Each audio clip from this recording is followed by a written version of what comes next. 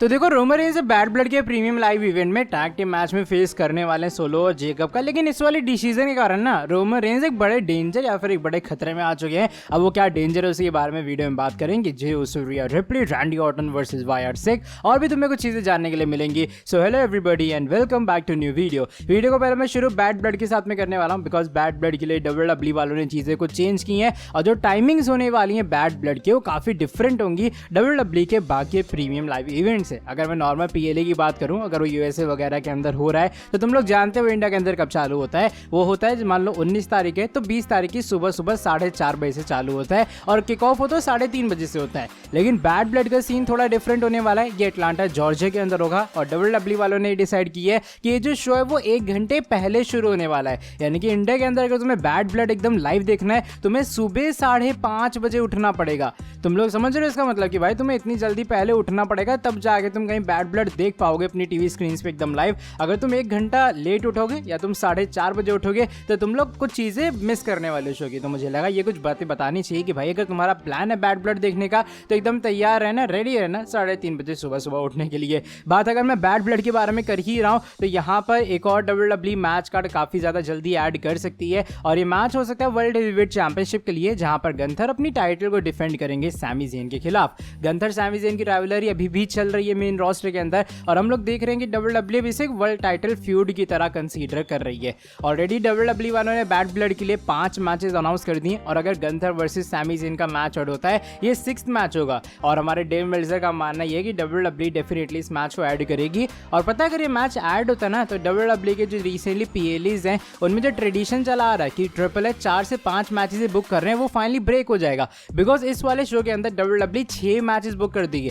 मुझे याद है last I guess SummerSlam ही था जहां पर WWE ने 5 से ज्यादा मैचेस बुक किए थे। देखो समर स्लैम को एक एक्सेप्शन कंसीडर तुम लोग कर सकते हो बिकॉज वो काफी बड़ा शो होता है, लेकिन रेस्ट जिम बाकी छोटे मोटे प्रीमियम लाइव इवेंट्स है WWE वहां पर 4-5 ही मैचेस बुक कर रही थी। लेकिन अगर सैमी वर्सेस गंथर का मैच अनाउंस होता है तो ये जो मैच है वो 6th मैच होगा इस पूरे कार्ड के अंदर। बाद में कर्ट एंगल के बारे में भी करूंगा बिकॉज कर्ट एंगल ने रिसेंट टाइम में कुछ बड़ी बातें रिवील की हैं और उन्होंने ऑफर किया एक sort of creed brothers and हमारे जो चैट गेबल है उनका मैनेजर बनने के लिए। चैट गेबल का हम देख रहे हैं पूरा जो मेन रोस्टर के अंदर रन है वो काफी अच्छा जा रहा है। क्रीड ब्रदर्स के साथ उनका अलाइनमेंट हो चुका है, वायार्ड सिक के साथ में रिसेंटली फीड में एंगेज थे। तो कर्ट एंगल कहते हैं इस पूरी स्टोरी लाइन को काफी पसंद कर रहे हैं एंड वो इस आइडिया के एकदम साथ में फेवर में कि उन्हें चैट गेबल एंड जो क्रीड ब्रदर्स की पूरा फैक्शन है उसका मैनेजर बनना चाहिए। और साथ में चैट गेबल ये बात भी रिवील करते हैं कि उनको WWE की तरफ से पहले एक बार ऑफर आ चुका है मैनेजर बनने का, लेकिन वो आया था मैट रिडल के टाइम पे। WWE ने ऑफर किया, स्टोरी लाइन वहां पे भी सही थी कर्ट एंगल के अकॉर्डिंग, लेकिन बात बिजनेस पे आती है। वो कहते हैं उन्हें फैमिली के लिए बिजनेस वाइज में अच्छे डिसीजन लेने पड़ेंगे ना कि स्टोरी लाइन वाइज में। दैट्स व्हाई उनके हिसाब से वो ऑफर उनके लिए उतना अच्छा नहीं था, इसलिए उन्होंने उस चीज को रिजेक्ट भी कर दिया। लेकिन अब वो इंटरेस्टेड है इस वाली पूरी स्टोरी लाइन के लिए। और अगर तुम देखोगे जब हमारे चैट गेबल आते होते तो उनके वाले पे भी यूज सक चैंट्स लगते हैं, तो आई गेस अगर WWE कर्ट एंगल उनके साथ अलाइन करती है वो एक बहुत अच्छा खासा डिसीजन हो सकता है। बात हम लोग रैंडी ऑर्टन के बारे में करेंगे बिकॉज ऐसा रिसेंट टाइम में लग रहा है कि जो रैंडी ऑर्टन है अब वो अगले टारगेट होने वाले हैं अंकल हाउडी और पूरे वायार्ड सिक के। अब फिलहाल मंडे नाइट रॉ के अंदर रैंडी ऑर्टन तो नहीं है, वो स्मैकडाउन के अंदर कम बैक कर चुके हैं क्योंकि वो गंथर से हार गए थे उस वर्ल्ड टाइटल मैच को। इन केस अगर ऑर्टन जीत जाते तब वो आते मंडे नाइट रॉ के अंदर एज वर्ल्ड चैंपियन। लेकिन हुआ क्या कि रिसेंट टाइम के अंदर वायार्ड सिक वालों ने जो अपना ऑफिशियल उनका ट्विटर अकाउंट है उसके ऊपर एक पोस्ट शेयर किए जिसका स्क्रीनशॉट तुम लोग देख पा रहे होगे, लिखा है विस्पर्स लाइक 1000 वॉइसेस। अब वॉइसेस थीम किसका है, वॉइसेस थीम किसके वाले में यूज होता है, आई गेस सभी उसे जानते हैं और वो हमारे रैंडी ऑर्टन ही है। वॉइसेस इन माय हेड उनका पूरा थीम सॉन्ग ही ऐसे। तो फैंस ने यहाँ पर कमेंट सेक्शन के अंदर ऐसा गेस किया है या फिर ऐसा उनका मानना है कि बेबी हमारे जो वाइपर हैं वो अगले एक तरह के टारगेट हो सकते हैं, अगले अपोनेंट हो सकते हैं वायार्ड सिक के। अब मेरे हिसाब से ये सुनना या फिर सोचना थोड़ी अजीब चीज़ होगी कि WWE वाले इस वाली डायरेक्शन की तरफ जाएं बिकॉज वायार्ड सिक जो है अभी फिलहाल इस डायरेक्शन में नहीं जा सकते, स्पेशली जब रैंडी ऑर्टन स्मैकडाउन में। लेकिन देखते हैं ये जो हिंट है वो उनके अगले चैलेंजर का है और अगर रैंडी ऑर्टन नहीं तो वॉइसेस वाला हिंट किस चीज़ का होने वाला है। बाद में रिया रिप्ली एंड जे उसो के बारे में भी करने वाला हूँ because Riya replay J Uso Monday night raw के अंदर है और WWE वाले इनका रोमांटिक एंगल दिखाने में लगे हुए हैं। अब रिया रिप्ली भी इस चीज़ को और बढ़ा बढ़ावा देती हुई नजर आई। रिया रिप्ले ने किया क्या, उन्होंने रिसेंट टाइम में अपने इंस्टाग्राम के ऊपर एक स्टोरी पोस्ट की है जिसका स्क्रीनशॉट तुम लोग देख पा रहे हो। यहाँ पर वो एक फ्लाइट में है, साथ में उनके बगल में जे ऊसो बैठे हुए हैं और जे ऊसो एकदम मस्त सो रहे हैं। रिया रिप्ले ऊपर लिखती है, wonder if he is dreaming of me, यानी कि मैं सोच रही हूँ, या फिर तुम ये सोचो कि अगर वो मेरे बारे में ही सपना देख रहा हो। तो रिया रिप्ले कुछ इस तरीके से इस रोमांटिक एंगल को स्ट्रेच करने में लगी है जे ऊसो के साथ में। और मुझे लग रहा है जब तक ब्लड लाइन सेगा के अंदर जे ऊसो की एक बार फिर से वापसी नहीं होती है,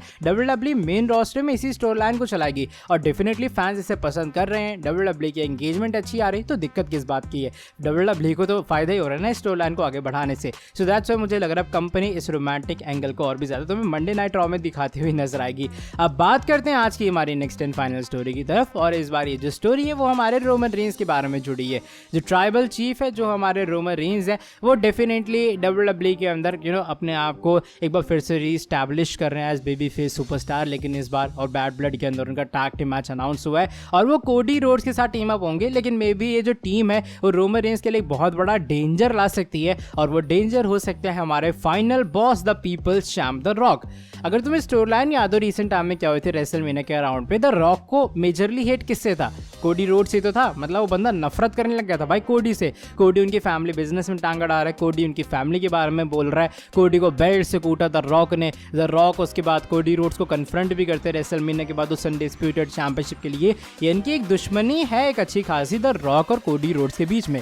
रेसलमेनिया 40 के अंदर हमारे जो रोमन रेंज है उसने किसका कंपीट किया, कोडी रोड्स का। द रॉक किससे बचाने आए थे रोमन रेंज को, कोडी रोड्स के। भाई कोडी उसे डिथ्रोन ना कर दे। तो इस सभी बातों के बाद भी अगर रोमन रेंज टीम अप कर रहे कोडी रोड्स के साथ में, तो डेफिनेटली वो चीज़ द रॉक को पसंद नहीं आएगी कि भाई मेरी एकदम जानी दुश्मनी हो रखी है, तो वहां जाके दोस्ती दोस्ती निभा रहा है और तो ब्लड लाइन के खिलाफ ही कोडी के साथ एक टैग टीम में आ रहा है। तो मे बी ये वो रीजन बन सकता है कि इन फ्यूचर जो द रॉक है वो रोमन रेंज को भी बीट रहे करेंगे, बिकॉज वो कहेंगे भाई तुझे फैमिली के साथ रहना चाहिए और तो फैमिली के दुश्मन के खिलाफ या फिर दुश्मन के साथ में रह रहा है, उस बंदे के साथ में जिसने हमारे एंसेस्टर्स को भी बहुत बड़ी बातें बोली थी। तो ये जो सिनेरियो वो इवेंचुअली लीड करेगा इन फ्यूचर एक रोमन वर्सेस रॉक के मैच की तरफ। लेकिन ये कुछ बड़ी प्रॉब्लम का फेस कर रहा है, एक सॉर्ट ऑफ पड़ सकता है रोमन रेंज को आने वाले टाइम में।